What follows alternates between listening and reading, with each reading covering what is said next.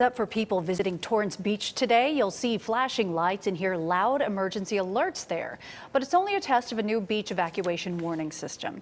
This test is scheduled for 3 to 5 o'clock this afternoon in preparation for beach emergencies such as a tsunami, a severe thunderstorm, a shark sighting, or an earthquake. The system includes flashing white LED lights mounted on structures and lifeguard towers. There will also be a siren and evacuation announcements in both English and Spanish. People with sensitive hearing are advised to avoid the area.